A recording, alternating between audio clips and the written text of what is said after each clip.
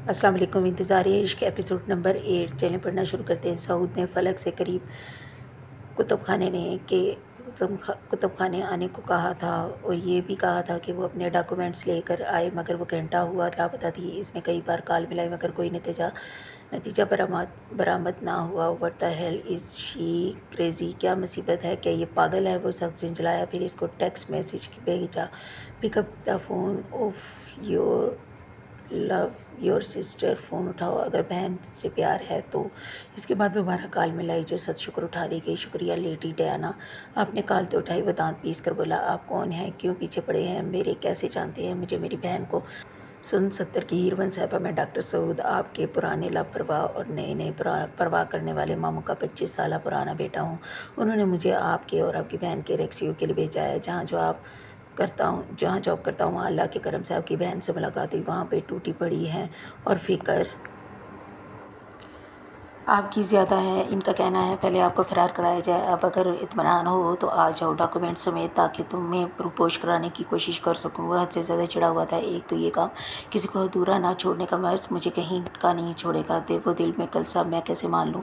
وہ ہنوز مشکوک تھی۔ اب کیسے یقین دلاؤں؟ آپ ہی کہاں ہیں؟ بتایا تو ہے ہسپتال میں ہے، نہیں کر سکتی، کار ٹوٹی پڑی ہے۔ کتنا بے حس ہے! اس کے ایسے بولنے پر وہ سوچ کر رہ گئی۔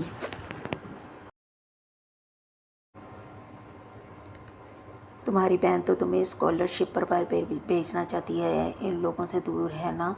ہاں، آپ کو سچ میں آپ ہی نے بھیجا ہے؟ اسے اب کہ تھوڑی یقین آ ہی کیا ہوگا کیونکہ یہ بات اس کے اور شہرینہ کے درمیان تھی۔ ہاں، وہ سڑ چکا تھا، میں ابھی آئی، وہ جھٹ بولی اور ابایا پہنتی باہر نکلی۔ کیا بنا اس گالی کا؟ اب تک بیمار ہے، وہ بدمزہ ہوا شہرینہ کو دیکھنے نہیں جا سکتا تھا۔ ابھی اماں نے اسے شہرینہ کو وہاں سے نکالنے پر منع کیا تھا اور جانے سے بھی رینا کے ساتھ ساتھ حیدر بھی مشکوک تھے، وہ کوئی رسک نہیں لے سکتا تھا۔ اس نے چڑ کر فون رکھا اور شہرینہ کو دل ہی دل میں گالیاں سنائیں۔ تبھی سامنے سے آتی ہوئی آمنہ دکھی، گورا رنگ، سونے نین نقش، سٹول سراپا اسے اچھے سے سر تا پیر دیکھنے کے بعد وہ کڑیل جیسا منہ بنا گیا تھا۔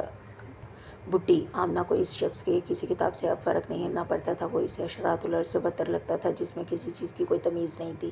حشرات الارض اس شخص نے زیادہ مہذب ہو کے کچھ تو اصول و ضوابط ہوں گے ان کے، وہ اکثر سوچتی۔ وہ اسے حقارت سے تکتا رن نکل گیا۔ آج اس کا ارادہ ہیرا بھائی کی طرف جانے کا تھا۔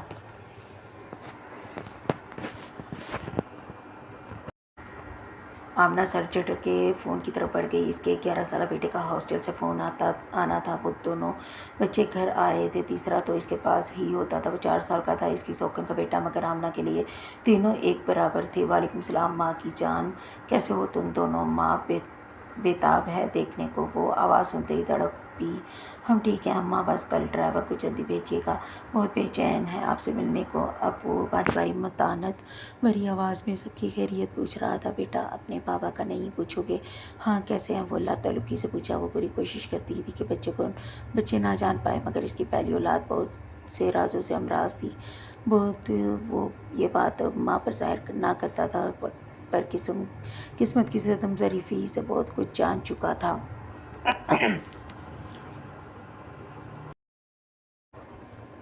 وہ باپ سے دور رہتا تھا۔ گو کہ شرجیل نے خود بھی بچوں پر کبھی ایک جبھی دو پپی سے زیادہ مہربانی نہیں کی تھی۔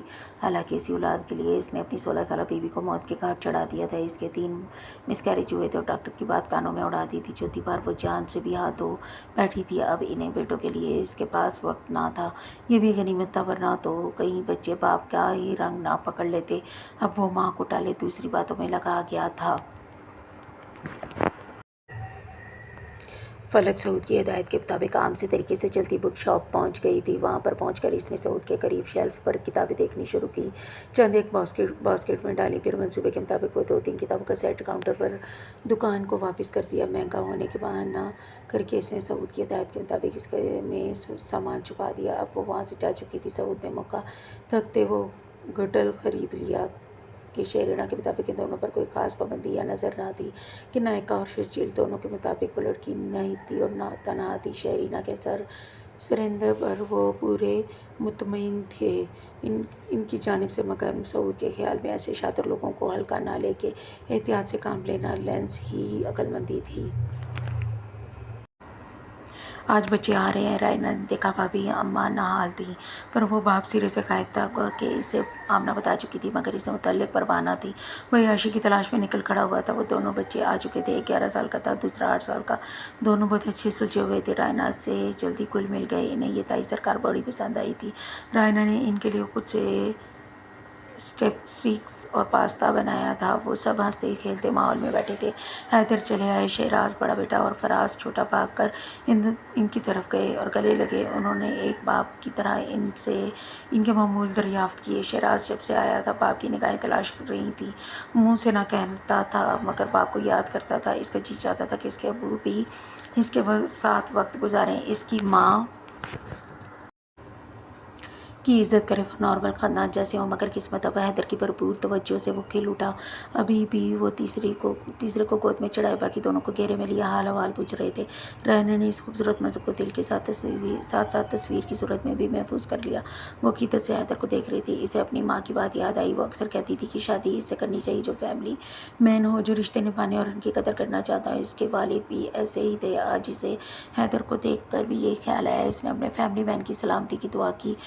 نیا یونی میں ایڈمیشن ہوا تھا۔ ڈی فارمیسی کے پہلے سال میں وہ ہوا میں اڑ رہی تھی۔ چاپ باندھے چال میں اعتماد لاتی وہ نئی دنیا دریافت کرنے نکلی تھی۔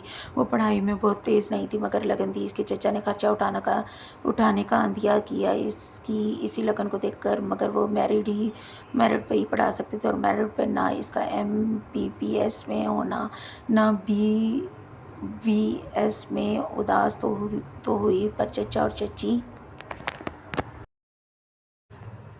نے ہمت بندھائی کہ یہ نہیں تو فارمیسی میں لے لو۔ کراچی یونیورسٹی کا ٹیسٹ دیا اور چن لی گئی۔ ابا پریشان تھے، خاندان میں صرف چچا ہی روشن خیال پسند تھے۔ انہوں نے جب لڑکی میں لگن دیکھی تو پڑھائی کا خرچہ اٹھانے کا فیصلہ کیا اور گھر میں جگہ بھی۔ اس نے بھی یہ سنہری موقع نہ گنوانا چاہا اور ابا کو بنا ہی لیا۔ اولاد کا روشن مستقبل کسے کھلتا ہے بھلا؟ ابا نے بھی کمر کس لی۔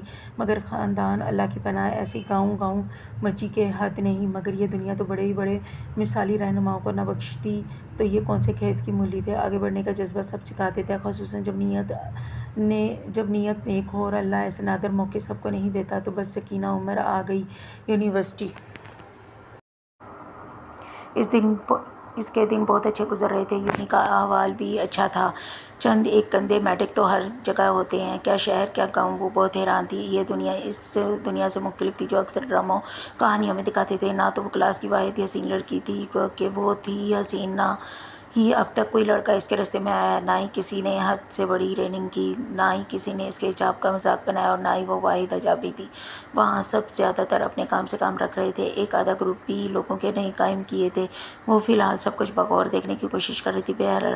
بہرحال وقت اچھا گزر رہا تھا۔ آج جب یونی کے بعد باہر نکلی تو کسی لڑکے سے ٹکرا گئی۔ ان دونوں نے ہی حجلت سے معذرت طلب کی اور اس نے سکینہ کی کتابیں اٹھا کے دی۔ دونوں اپنے اپنے راستے ہو لیے، مگر دو آنکھوں نے یہ منظر اپنے طریقے سے لیا۔ وہ ابھی آگے پہنچی ہی تھی کہ کسی نے خود کو تھرڈ کلاس فلم کا ہیرو سمجھتے اسے بازو سے پکڑ کر کھینچا اور بڑا ہی چلائی۔ اس سے پہلے کہ منہ پر ہاتھ رکھ کر آواز کا گلا گھونٹا وہ جیپ میں پھینکنے کے انداز سے ڈالا، یہ کہ بدتمیزی ہے دانیال بھائی، میں کوئی خضر غرید نہیں ہوں، آپ کی ایسے کون سلوک کرتا ہے بھلا، اور آپ یہاں آئے کیوں؟ وہ چیخی، آواز ہلکی کرو۔ وہ چیخا، عورت ہو کر چیخی کیسے؟ وہ دھاڑا گلے سے چیخی، آپ مجھے ایسے ماریں گے پھینکیں گے تو چیخوں گی بھی نہ؟ پانسو پیتے بولی، ہاں کروں گا ایسے، اور خبردار جو تم کچھ بولی تو کیا سوچ کر انکار کیا؟ رشتے سے لنگڑا ہوں، لولا ہوں، عیاش ہوں، کھاتا کماتا نہیں ہوں، بولو۔ وہ اس کا منہ دبوچے بول رہا تھا۔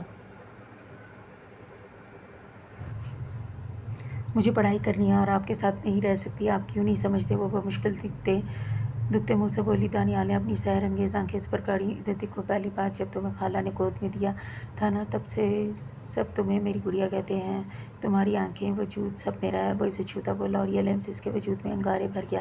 مکلستی پیچھے ہوتی گئی اور دانیال وہ ہنسا، ہائے تمہاری ادا اچانک اس کی دلکش ہنسی سکینہ کو رلا گئی۔ میں گڑیا نہیں ہوں، انسان ہوں، مجھے بھی حق ہے پسند کا، آپ کی پسند کا احترام اپنی جگہ، مجھے بھی اپنی زندگی پر حق ہے، اس میں جبر جائز نہیں۔ وہ ڈر بھاگاتے سسکیاں ضبط کرتے بولی، اور جو یوں بولی برحق بولی، چٹاق میرے علاوہ کسی کو نہ سوچنا، یہ جو گل چھڑے اڑاتی آ رہی ہو نا، دیکھ چکا ہوں میں، میری ہو تم، میری محبت، نہ کرو مجھ سے محبت، نہ کرو مجھ سے محبت، بنو گی میری ہی بیوی اور بچوں کی ماں۔ وہ زبردستی ہاتھ تھامتا، چھوتا، اسے ہراساں کر رہا تھا۔ اس کے نزدیک یہ محبت تھی، مگر در حقیقت یہ محض جنسی طور پر ہراساں کرنا تھا۔ میں اس کے ہاتھ پرے کرتی ہوئے رخ موڑ کے بیٹھی۔ یہ محبت نہیں، زیادتی ہے۔ یہ محبت ہے جس میں محب کی مرضی کی کوئی اہمیت نہیں۔ عورت ایک بار جس کی بری طرح ہو جائے، پھر شریف ہو تو کہیں نہیں جاتی۔ تم بھی ایک ہی رات کی مار ہو میری جان۔ وہ معنی خیزی سے بولتا اسے مزید ہراساں کر کے دل ہی دل میں برد کرنے لگی۔ وہ اسے ایسے دیکھتے خود کو ترم خان سمجھے ہنسنے لگا۔ جان بس چند دن اور، ہاں اماں کو بھیجوں گا آپ کے ہاں۔ وہ چچا کے گھر قریب اتارتا، اسے اسی غلیظ احساس سے دوچار کرتا، امر کی ہوس کو محبت کے لبادے میں ڈھانپتا بولا، اور منہور متوشش ہو کر بگڑ بھاگی اور گھر کی طرف بڑھ گئی۔ اسے اپنے وجود سے بے تحاشا گھن آ رہی تھی۔ وہ کئی گھنٹے سے باتھ روم میں بند تھی۔ فرین چچی کتنی بار دروازہ بجا چکی تھی۔ وہ خود سے مل مل کر ندیدہ غسالت صاف کر رہی تھی۔ اس کی وجہ سے وہ ذہنی مرض میں مبتلا ہو گئی تھی۔ بار بار ہاتھ دھونا اس کا معمول ہو گیا تھا۔ ہر مرد، یہاں تک کہ باپ اور چچا سے بھی خوف آتا، یونین میں الگ ہراساں ہرنی جیسی رہتی۔ وہ اپنے جائز حق کو استعمال کرنے پر ہراساں کی جا رہی تھی۔ وہ سوچتی باپ کو بتائے تو ڈر لگتا کہ پھر تو وہ دو بول پڑا کر اسی شخص کے ساتھ باندھ دیں گے ہوگا وہ اچھا، پر اسے نہیں لگتا تھا پھر اس کا رویہ جیسے سکینہ انسان نہیں کوئی کھلونا ہو۔ یہ صورتحال اسے خوف سے مار ڈال رہی تھی۔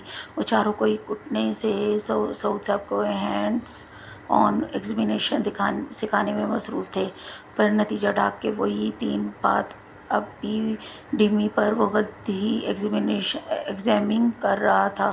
نہ بھائی معافی سے اسے نہیں آنے کا۔ میری توبہ، میں بھول جاؤں گا۔ سب سے پہلے اشرف تو کٹ ہی لیا، ہم کل کوشش کریں گے۔ روحی بھی بھاگی۔ چلو کچھ نہیں ہوتا، لیٹس ٹرائی اگین۔ رائنا نے پھر کمر کس لی۔ دانیال نے بھی سکھانے کی بھرپور کوشش کی، مگر سعود جتنا اچھا تھیوری میں تھا، اسے دگنا بڑا ہینڈز آن میں۔ اتنے دنوں کی ہاؤس جاب میں مجال ہے جو ایک بھی فلوئی پاس کیا ہو یا اسپیلنگ ڈیلٹی کی ہو۔ سعود چھوڑو بس۔ دانیال تھک کر بولی، ہاں کل کریں گے۔ رائنا نے ٹالا، آج کا کام کل پر نہیں چھوڑتے۔ دیکھو اب صحیح ہاتھ میرے ایسے ہی پیپلیٹ کریں گے نا لیور۔ اور پھر متوجہ ہوا یہ تھا یہ جاننے کے بعد کہ سعود صاحب نے US کا میڈیکل کا ایگزام زبردست اسکور سے پاس کیا تھا۔ کیا ہوا، بس آخری پڑاؤ رہتا ہے جسے وہ ہاؤس جاب کے بعد پار کر لیں گے۔ ان لوگ اپنے پاکستان کے لیے دیے جانے والے ایگزام کے لیے سعود سے ٹیوشن لی، مگر سعود نے بھی فیس کے طور پہ ان کی خدمات طلب کی، جس پر فوراً ہی حامی بھر لی گئی۔ مگر اب ناک کو چبانے پڑ رہے تھے۔ ایک تو وہ اناڑی تھا، اس پر ہار مانتا نہیں تھا، اب بھی لگا ہوا تھا اور انہیں بھی خوار کیا ہوا تھا۔ آپ کی رپورٹس نارمل ہیں، آپ کے ایکس رے بھی ٹھیک ہیں، بس کچھ دن اور پھر آپ کو چھٹی دے دی جائے گی۔ ڈاکٹر فرید پروفیشنل انداز سے کہہ رہی تھی۔ کیا مطلب اتنی جلدی؟ وہ پریشان ہوئی، پھر اس جہنم میں اس کے رونگٹے کھڑے ہو گئے۔ ابھی تو فلک کا کام ہونے پر بڑا اثر لگنا تھا۔ وہ سر پکڑ گئی۔ آپ ٹھیک ہیں؟ ڈاکٹر فرید کو تشویش ہوئی۔ جی، وہ بمشکل بولی۔ Okay, take rest. وہ مشکوک سی باہر چلی گئیں۔ کتنی عجیب لڑکی ہے، وہ بنائیں۔ وہ گھر آئی تو فریش ہوئے، کتابیں لیے مخصوص کمرے میں چلی گئی جو اسی مقصد کے لیے تھا، چھوٹا سا لائبریری نما۔ یہ حیدر کے بچپن سے تھا، وہ اب بھی اکثر وہاں کام کرتے تھے، کبھی زاہد بھی استعمال کرتا تھا۔ آج کل رائنا کا اور آمنہ کے بچوں کا ڈیرا تھا۔ رائنا ان کی بھی مدد کر دیتی تھی ہوم ورک میں۔ اکثر ابھی گئی تو دیکھا کہ دونوں بیٹھے ہوئے شیراز اور فراز کو ڈانٹ رہا تھا۔ کیوں بڑے میاں، کیوں دکھا رہے ہیں؟ شیراز کے بال بگاڑتی بولی، تائی سرکار دیکھیں، بار بار غلط کر دیا ہے اور ہار کھا کے بھی پڑے گا۔ وہ معصومیت بھری سنجیدگی سے بولا۔ پر مار کھا کے پڑھائی تو نہیں ہوتی۔ وہ ٹوکے بنا نہ رہ سکی۔ مگر ٹیچرز تو ایسے ہی ہیں۔ وہ سوچ میں پڑ گیا۔ شیراز، سب سے بڑے ٹیچر کے اپنے سیکھنے کا واقعہ سنو گے؟ سب سے بڑے سنائیے۔ سب سے بڑے ٹیچر ہمارے پیارے نبی حضرت محمد مصطفیٰ صلی اللہ علیہ وسلم ہیں۔ جانتے ہو جب ان پر وحی نازل ہوئی تو وہ نہیں جانتے تھے پڑھنا۔ جبرائیل علیہ السلام ان کے پاس اللہ کا پیغام لائے، وہ پہلی وحی تھی۔ انہوں نے فرمایا اقرا مطلب پڑھیے۔ پیارے نبی نے کہا مجھے نہیں آتا، میں نہیں جانتا۔ جبرائیل پھر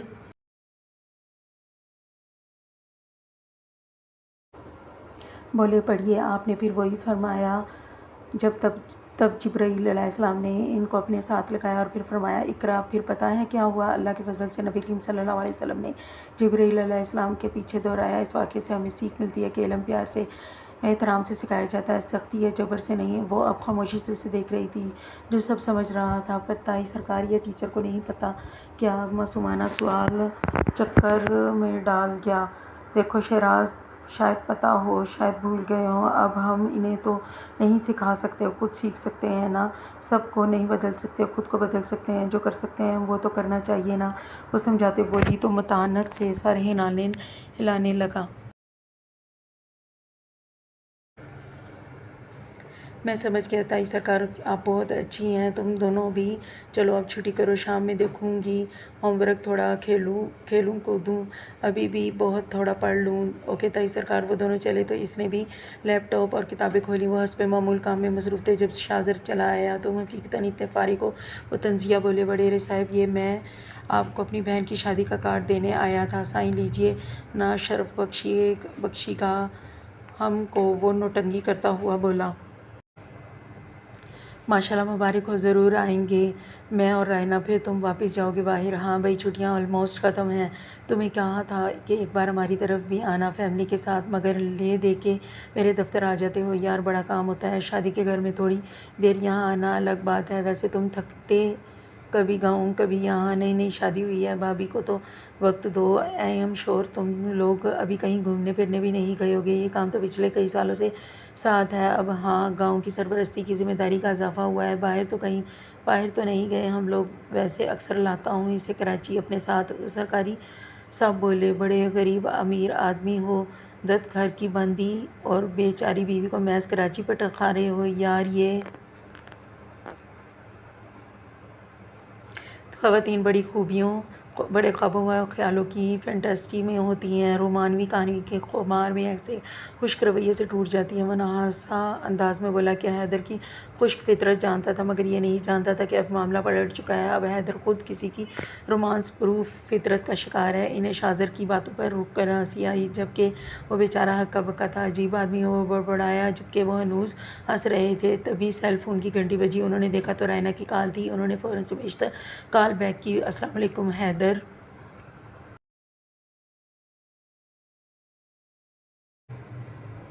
جانے حیدر بولو، ہم وطن گوش ہوں۔ وہ سلام کا جواب دیتے بولے، لہجہ محبت سے بھرپور تھا۔ وہ اس وقت شاذر کی موجودگی فراموش کر بیٹھے تھے۔ آپ آئیں گے نا گھر آج رات کو؟ وہ جھجکتے ہوئے پوچھ رہی تھی۔ میری جان کہے گی تو میں ابھی آ جاؤں گا۔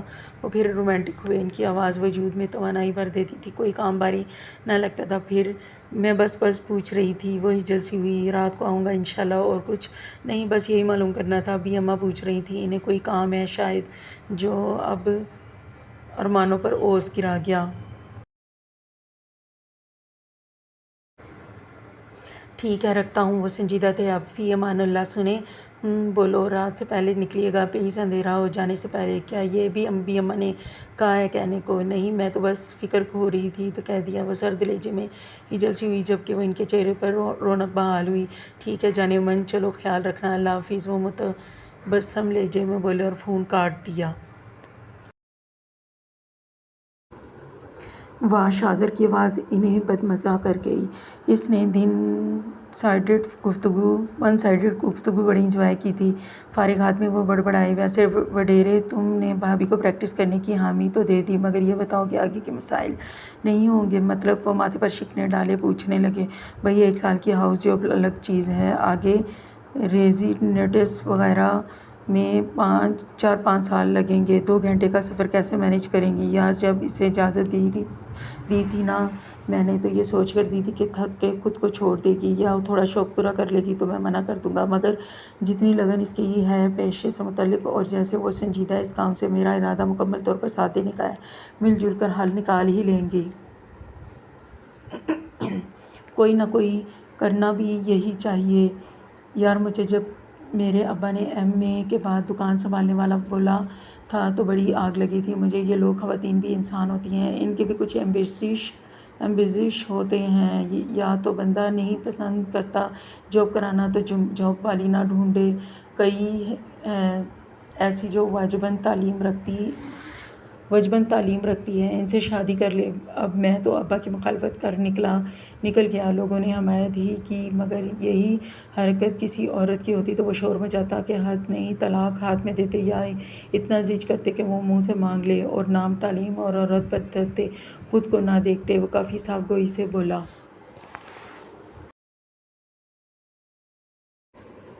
ویسے تمہارے معاملے کا حل ہے ایک۔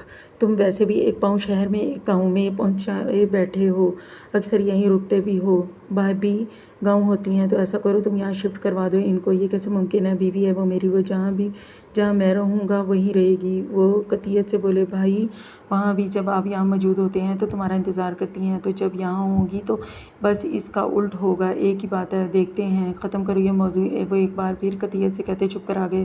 وہ آج پھر نائٹ ڈیوٹی پر تھا اور اب آدھی رات کا انتظار کر رہا تھا تاکہ چہل پہل کم ہو۔ وہ شہرینہ کے پاس جائے۔ آخر موقع مل ہی گیا۔ ملازمہ کو چکمہ دے کر وہ اندر پہنچ گیا۔ شہرینہ بھی جاگ رہی تھی۔ کہاں غائب تھے؟ فلک کا کیا بنا؟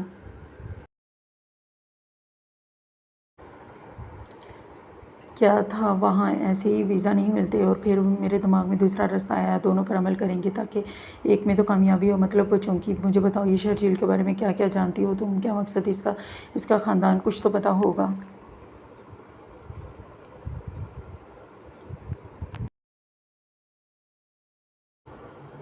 تھوڑا بہت۔ وہ کسی گاؤں کے جو شاید یہاں سے 2 گھنٹے دور ہے، کیونکہ جب وہ یہاں لایا تب اسے نے کہا کہ اب وہ مجھ سے صرف 2 گھنٹے اور دور کے فاصلے پر ہے۔ نام نہیں پتا گاؤں کا مجھے۔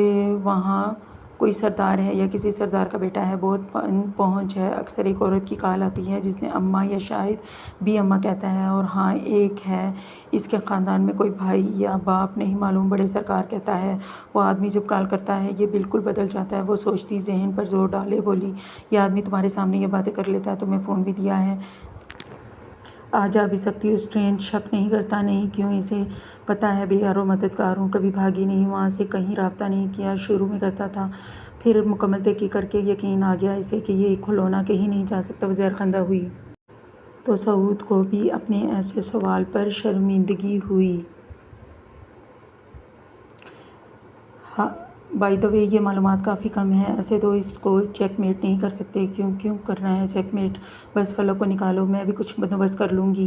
وہ زج ہوئی، کیا کر لو گی؟ اور یہ آج تم کل کوئی اینڈ بھی ہونا چاہیے اس کا، یا نہیں؟ عجیب ہی لوگ ہیں۔ فلک کو ویزا ملے گا یہ کنفرم ہے؟ کیا اتنا آسان ہے؟ 2 راستے ہونے چاہیے کم سے کم۔ سیف وے کون بند کرتا ہے بھلا اپنا؟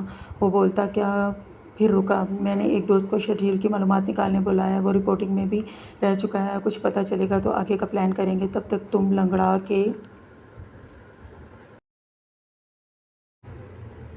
چلو فزیوتھراپی کرائی جائے تاکہ یہاں قیام کر سکو۔ میں تمہیں ایک فون اور سم لا کر دوں گا، اس سے رابطہ رکھیں گے، کیونکہ کیا پتہ تمہارا فون ٹریس کیا جا رہا ہو۔ وہ سمجھانے لگا، ٹھیک ہے پر مہربانی ہوگی تمہاری، مجھے غلط مت سمجھو، میں احسان مند ہوں تمہاری، مگر جلدی جو کرو جلدی۔ فلک 18 کی ہو گئی ہے، یہ وقت بھی بائی نے میری منت سماجت اور پیسہ بھرنے پر دیا تھا، اب وہ اسے لانچ کرنا چاہیے گی۔ وہ روتی بولی۔ سعود گہری سانس بھر کر رہ گیا، وہ تسلی بھی نہ دے سکا، بھاری دل لیے وہاں سے نکلا۔ اسے آج بھی ہلکا سا ٹمپریچر تھا، تھکن الگ۔ وہ ہاسپٹل سے گھر آ کر سوئی نہیں تھی۔ اب بھی بستر پر کروٹ بدل رہی تھی، سر درد ہو رہا تھا۔ اس کی بے چینی پر حیدر بھی متوجہ ہوا۔ لیپ ٹاپ سائڈ ٹیبل پر رکھا اور اس سے مخاطب ہوئے، جانم کیا ہوا، ٹھیک ہو تم؟ وہ پیار سے اس کے بال سہلاتے ہوئے بولے۔ وہ اٹھ بیٹھی، بس سر میں درد ہے۔ دوائی لی پھر؟ وہ تشویش سے بولے، لی ہے ابھی تھوڑی دیر پہلے، اثر کرنے میں وقت تو لگے گی۔ وہ کہتی اٹھ بیٹھی، لیٹو واپس، میں سکھاؤں تو بلاتا ہوں، تمہارے سر دبا دے گی۔ وہ اٹھنے لگے۔ حیدر ٹائم تو دیکھیں، کچھ نہیں ہوتا ٹائم کو، ایسی فکر ہے تو آپ دبا دیجئے سر تھوڑی دیر۔ میں سر دبا دوں؟ انتہائی حیرت جس میں ناگواری حلق کو لے رہی تھی، اس سے سوال کر رہے تھے۔ میں بھی دباتی ہوں آپ کا سر، اس نے جیسے یاد دلایا۔ وہ الگ بات ہے، بولجیے اب کیا بتاتے؟ ان کے والد سردار تھے، وہ ان سے کے پہلے بیٹے یعنی مستقبل کے سردار بچپن سے ہی سب کو اس رتبے کا احترام کیا تھا۔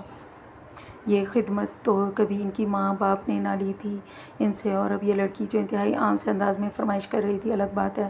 وہ حیرانی سے بولی، ٹھیک ہے سمجھ گئی، کوئی بات نہیں، خود ہی ٹھیک ہو جاؤں گی۔ وہ سمجھ کر گری، سانس لیتی کروٹ بدل گئی۔ اختلاف کے باوجود اس کا ارادہ نہیں تھا کچھ کہنے کا۔ حیدر نے اسے دیکھا جو ہنوز بے چین تھی۔ کوئی بات نہیں، ایک ہی دن کی تو بات ہے، انہوں نے سوچا، پھر ہاتھ بڑھا کر آہستہ سے اس کی پیشانی پر رکھا۔ رہنے دے حیدر، وہ نرمی سے بولی، چپ کر کے آنکھیں بند کرو اور سو جاؤ۔ اور وہ ٹوک کر بولے۔ رائنا نے سکون سے آنکھیں بند کر لیں۔ تھوڑی دیر میں وہ گہری نیند میں تھی۔ انہوں نے دیکھا تو چہرے پر مسکراہٹ در آئی، ہاتھ کھینچتے سونے لیٹ گئے۔ ذہن میں شاہزر کی باتیں گونج رہی تھیں۔ انہوں نے ایک ہاتھ سوتی رائنا کے سر کے نیچے رکھا اور تھوڑا قریب کیا۔ فیصلہ مشکل تھا پر کرنا تھا۔ وہ فی الحال کے لیے سب سوچیں جھٹکے آنکھیں موند گئے۔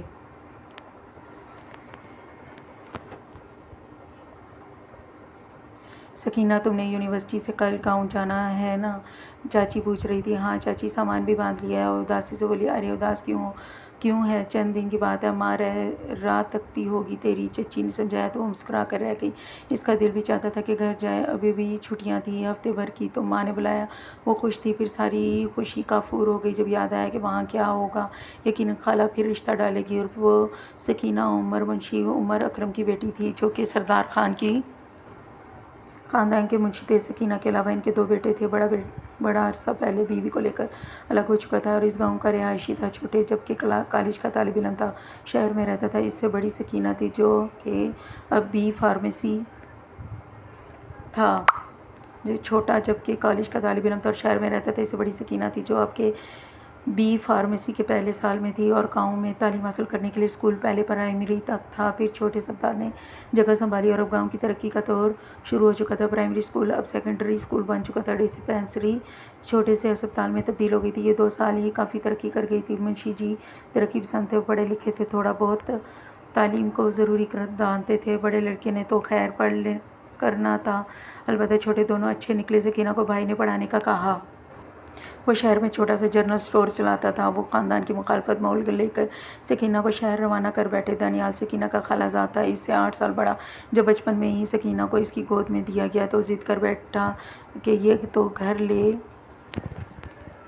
کر جاؤں گا۔ اتنا رویا کہ حد تک نہیں، تب ماں نے سمجھایا کہ ابھی تو گڑیا چھوٹی ہے، بعد میں لے آئیں گے۔ اس وقت وہ پہل گیا، مگر اڑیل گھوڑے کے دماغ میں بات کہیں پھنس گئی۔ اس کی ماں نے بچپن میں ہی جب رشتہ ڈالا تب منشی جی نے دفعہ بٹ انکار کر دیا، ابھی تو بچے بڑے ہوں گے پھر آنا۔ تو بھائی زبان تو پہلے، پھر آؤں گا۔ سکینہ، میرے دانیال کو ہی دو گے؟ اماں کوئی کھلونا ہے جو ہر صورت دوں گا۔ منشی جی ہنسے، بیوی بیاہ کا معاملہ ہے، ٹھوک بجاری طے کرتے ہیں، انہوں نے سمجھایا۔ بیوی اور سالی دونوں ناراض ہوئیں، برادری الگ چڑھی، مگر وہ ٹس سے مس نہ ہوئے۔ دانیال اور اس کی ماں نے مشہور کر دیا کہ سکینہ ہے۔ دانیال کی سب کو یقین میں آ گیا تھا کہ کمی تھی۔ دانیال میں ڈنگر زمین، مناسب تعلیم، اچھی شکل اور خاندان سب تو تھا، سکینہ کے لیے صورت حال مختلف تھی۔ دانیال نے اس کا بچپن ہی کھا لیا تھا۔ وہ 7 سال کی تھی، باہر کھیل رہی تھی جب 15 سالہ دانیال ہاتھ سے پکڑ کر گھسیٹتا لایا۔ ماسی دیکھ اس کو کیسے کھیل رہی ہے، باہر اتنے مرد کھڑے، لڑکے گزرتے ہیں، سب دیکھیں گے اسے، سونی ابھی بچی ہے، کھیلنے دے۔ سکینہ کی ماں دلار سے بولی اور چولہے کی طرف بڑھی، اور اس نے کھانا چڑھانا تھا۔ ماسی تم بھی نہ۔ وہ چڑھا اور پاؤں پٹکتا چلا گیا۔ رات کو وہ آنگن میں بیٹھی کھیل رہی تھی، اماں ابا اندر تھے، تب وہ اندر کودا اور اسے پکڑ کر دیوار کے ساتھ لگایا۔ وہ کھسمسائی اور چلانا چاہا، اس نے ہاتھ منہ پر بند کر دیا۔ زیادہ مچل مت، اب بچی نہیں ہے اتنی، سن اب باہر نہ دیکھنا۔